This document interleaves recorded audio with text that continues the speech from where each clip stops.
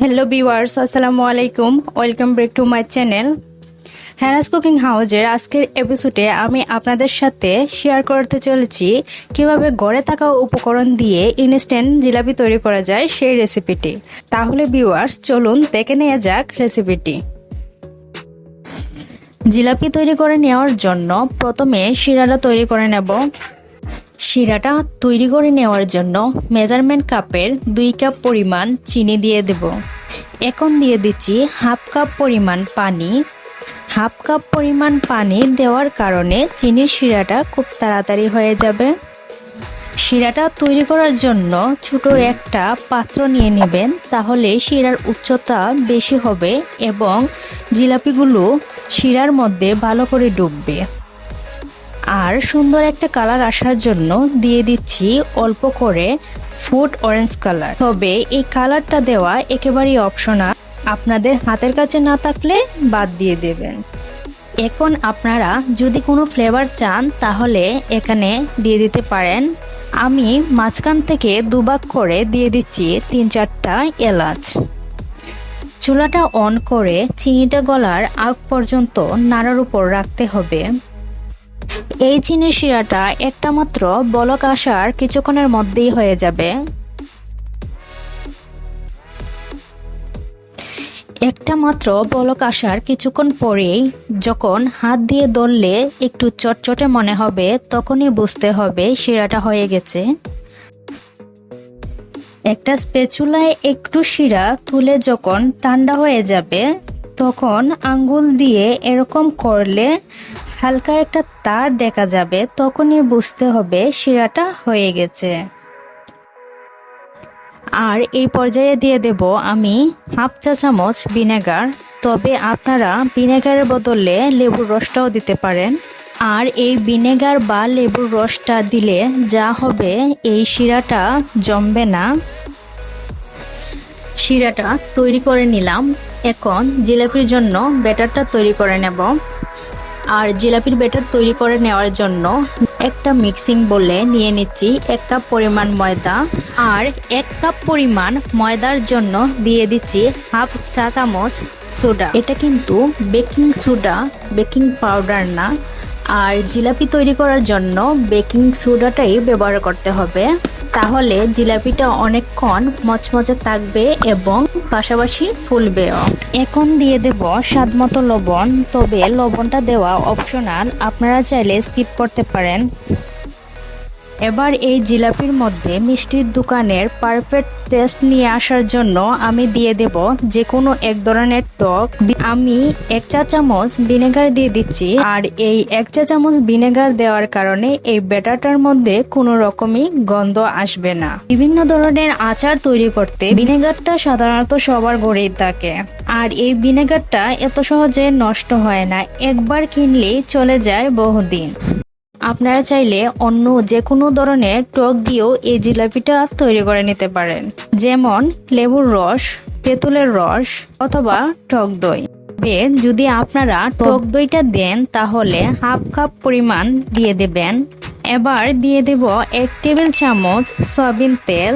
আর আপনারা এই তেলের পরিবর্তে বাটার অথবা ঘিটাও দিতে পারেন, তাহলে জিলাপিটা আরো টেস্টি হয়ে যাবে।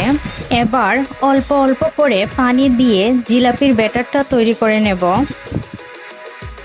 আমি এখানে 1 কাপ ময়দার জন্য 1 কাপ পরিমাণ পানি নিয়েছি। তবে ময়দার উপর ডিপেন্ড করে পানিটা কম বেশি লাগতে পারে, তাই আমি অল্প অল্প করে পানি দিয়ে ব্যাটারটা তৈরি করে নেব। আমার 1 কাপ পানি লেগেছে, আপনাদের কম বেশি লাগতেই পারে। এবার আমি এই ব্যাটারটাকে ভালো করে ফেটিয়ে নেব। আর এই জিলাপির ব্যাটারটা হাত দিয়ে করলে ফেটাতে খুব সুবিধা হয়। আমি হাত দিয়ে এইভাবে ফাটিয়ে নিচ্ছি। এই ব্যাটারটা মোটামুটি একটু ঘনই হবে, বেশি পাতলা হয়ে গেলে জিলাপির পেস্টটা দেওয়া যাবে না। এবার আমি একটা পাইপিং ব্যাগের ভিতরে জিলাপির ব্যাটারটা ভরে নেব। আপনারা চাইলে কেচাপের বোতল বা বিভিন্ন প্লাস্টিকের বোতলের ক্যাপ ছিদ্র করেও এই জিলাপিগুলো বানিয়ে নিতে পারেন। এবার জিলাপিগুলো বাজার পালা। তেলটা কতটুকু গরম হয়েছে তা বুঝে নেওয়ার জন্য একটু ব্যাটার আমি তেলের মধ্যে ছেড়ে দিচ্ছি। ব্যাটারটা তেলের মধ্যে দিয়ে দেওয়া মাত্রই ব্যাটারটা তেলের মধ্যে ডুবে গিয়ে ফুলে বেশে ওঠে, তাহলে বুঝে নিতে হবে তেলটা পারফেক্ট গরম হয়েছে। আর সাথে এটাও বোঝা যাবে যে ব্যাটারটাও পারফেক্ট হয়েছে। আমি এই প্রসেসটা দেখাতে পারিনি কারণ আমার ক্যামেরাটা অফ হয়ে গিয়েছিল। এখন আমি জিলাপির পেস্টগুলো দিয়ে দেব। জিলাপির পেস্টটা আপনারা দেখে বুঝে দেবেন। আমার কিন্তু জিলাপির পেস্টটা দিতে খুব ভালো লাগে। আপনারা আমার জিলাপির রেসিপিটি ফলো করে অবশ্যই বাসায় জিলাপি তৈরি করবেন। আর জিলাপির পেস্টটা দিতে আপনাদের কেমন লেগেছে প্লিজ আমাকে কমেন্ট করে জানাবেন। এবার দুদিক থেকে উল্টে পাল্টে লাল করে ভেজে নেব। আপনারা চাইলে আর একটু কড়া করেও ভেজে নিতে পারেন। যদি মনে করেন চুলার তাপটা বেশি হয়ে আছে তাহলে চুলার তাপটা কমিয়ে দেবেন। এখানে ঝামেলার আর কিছু নেই, আপনারা আপনাদের ইচ্ছে মতো রং করে ভেজে নিতে পারেন।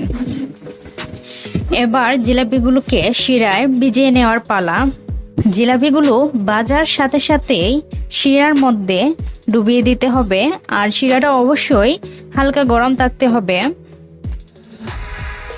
তো আমি জিলাপিগুলোকে সরাসরি শিরার মধ্যে ডুবিয়ে দিচ্ছি। আর ডুবিয়ে বেশিক্ষণ রাখা যাবে না, 5 থেকে 6 সেকেন্ড শিরার মধ্যে রেখে আলগা করে দিতে হবে। এই সময়ের মধ্যে জিলাপিগুলো চিনির শিরাটা খুব ভালোভাবে টেনে নিতে পারবে। আমার আজকের রেসিপিটি ভালো লাগলে প্লিজ আমাকে সাপোর্ট দেওয়ার জন্য আমার চ্যানেলটিকে সাবস্ক্রাইব করবেন এবং পরবর্তী নোটিফিকেশন পাওয়ার জন্য পাশে থাকা বেল আইকনটি ক্লিক করে রাখবেন। এখন এইভাবে প্রতি পিস জিলাপি ভেজে নেব এবং শিরার মধ্যে ভিজিয়ে নেব।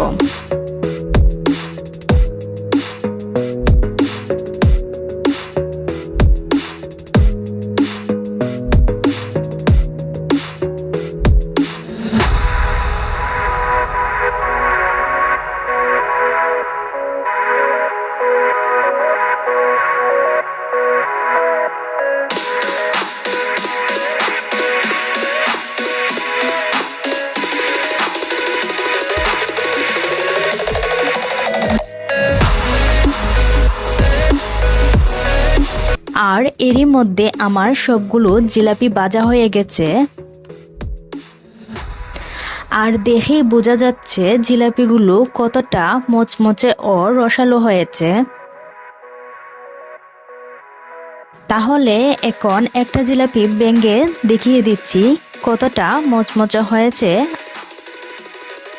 তাহলে ভিউয়ার্স আজকে এই পর্যন্ত, আল্লাহ হাফেজ।